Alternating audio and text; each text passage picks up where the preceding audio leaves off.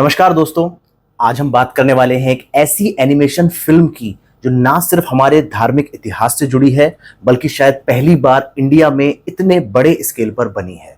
और वो मूवी है दोस्तों महाअवतार नरसिम्हा। अब देखो, बचपन में हम सब ने प्रहलाद और हिरण्यकश्यप की कहानी तो जरूर सुनी होगी, कभी किताबों में, कभी टीवी पर, तो कभी मंदिर में किसी भजन कीर्तन के दौरान। लेकिन इस बार उसी कथा को एकदम नए अंदाज में, एकदम विजुअली ग्रैंड फॉर्मेट में पेश किया गया है। और ये सिर्फ एक फिल्म नहीं है, ये एक पूरा यूनिवर्स है जिसको माइथोवर्स बोला गया है, जिसका ये एक पहला चैप्टर है जिसका नाम रखा गया है महाअवतार नरसिम्हा। अब सीधा पॉइंट पर आते हैं, कैसी लगी फिल्म। तो देखो दोस्तों, मैं आपको इसकी कहानी नहीं सुनाने वाला हूं क्योंकि कहानी हम सब जानते हैं।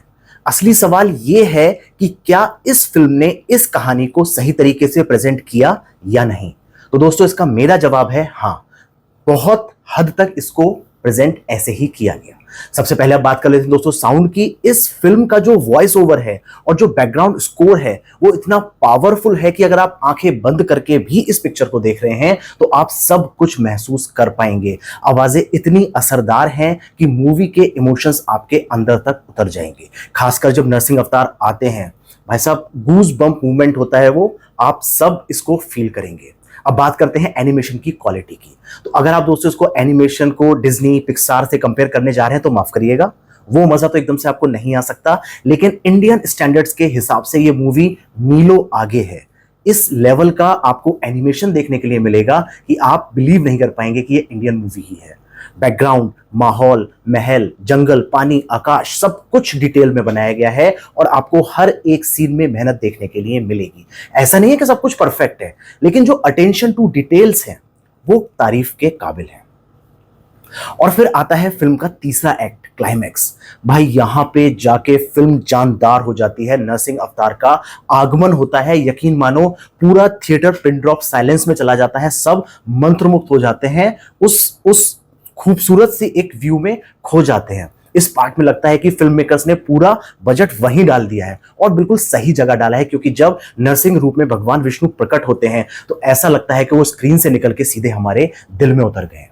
अब बात करें दोस्तों कहानी के प्रस्तुतिकरण की, तो इस मूवी में जो अच्छा लगा है दोस्तों वो ये है कि धार्मिक कहानियों को मॉडर्न ऑडियंस को कैसे पेश किया जाए, उसको बहुत समझदारी से काम किया गया। समझदारी जो है वो दिखती है, कोई जबरदस्ती का ड्रामा नहीं किया गया, कोई फालतू का मजाक नहीं है। जिस गंभीरता और आस्था के साथ ये मूवी बनाई गई है वो सही में एक मिसाल है। और हाँ, ये सिर्फ बच्चों के लिए नहीं है, ये हर उम्र के दर्शक के लिए है। हर उम्र का दर्शक इसको एंजॉय कर सकता है। बहुत मामूली से नेगेटिव्स हैं, सुधार की गुंजाइश डेफिनेटली है। आगे एनिमेशन का बहुत बड़े बड़े इवेंट्स आने वाले हैं इनके, तो कुछ जगह जो थोड़े मोटे कहें कि रफ पैचेस हैं, ट्रांजिशन स्लो हैं, वो सब आपको भूल जाएंगे उनको आप। थोड़ी सी आपको स्पीड स्लो लग सकती है, लेकिन जिस लेवल पे ये प्रोजेक्ट शुरू हुआ है वहां पे इन सब चीजों को आने वाले पार्ट्स में इंप्रूव डेफिनेटली किया जाना है। ये डायरेक्टर्स बाद में बोलेंगे, मैं पहले से गारंटी के साथ बोलता हूं। फिल्म के पीछे की सोच की बात करें तो दोस्तों ये आइडिया है, एक इस तरीके का आइडिया है माइथोवर्स बनाने का। लेकिन अगर मैं कहूं कि माइथोवर्स, तो ये शब्द ही दोस्तों हमारे लिए एक गलत शब्द बन जाता है, क्योंकि माइथोलॉजी नहीं है ये सनातन इतिहास है। और इसको अगर हम माइथोलॉजिकल यूनिवर्स ना कह के महाअवतार यूनिवर्स कहें तो ज्यादा सटीक रहेगा। फिल्म के अगर हम एंड पार्ट यानी कि अगले पार्ट, लास्ट पार्ट की बात करें तो वहां पे आपको महाअवतार परशुराम नाम से एक टीजर देखने के लिए मिलेगा। तो यकीन मानिए, जिस पैशन से यूनिवर्स आगे बढ़ रहा है और बढ़ता रहा, तो बहुत जल्द इंडिया को अपना महाअवतार सिनेमैटिक यूनिवर्स मिलने वाला है। तो मेरी तरफ से इस मूवी को स्टार्स की बात करूं तो भाइयों, मेरी इतनी हैसियत नहीं है कि मैं इस मूवी को रेट कर पाऊं। ये तो उनकी कहानी है जिनके दास ये सभी चांद सितारे हैं, तो मैं कहां से स्टार्स दूंगा। तो मैं तो बस इतना कहूंगा कि इस पिक्चर को देखिए, बार बार देखिए और सबको दिखाइए, क्योंकि ये जो मूवी है ये सिर्फ एंटरटेनमेंट के लिए नहीं है, ये एक कोशिश है हमारे संस्कार, हमारे विरासत और हमारी भक्ति को बड़े पर्दे पे दोबारा जिंदा करने की। अंत में मैं एक बात और कहूंगा, जब आप स्क्रीन पे श्रीहरि विष्णु के अवतार को देखते हैं तो दिल खुद ब खुद श्रद्धा से भर जाता है, सर झुकता है और मन करता है धन्यवाद कहें उन लोगों को जिन्होंने ऐसी फिल्म बनाने की हिम्मत की है। अगर आपने ये फिल्म देख ली है तो कमेंट सेक्शन में मुझे बताइए आपको क्या लगा।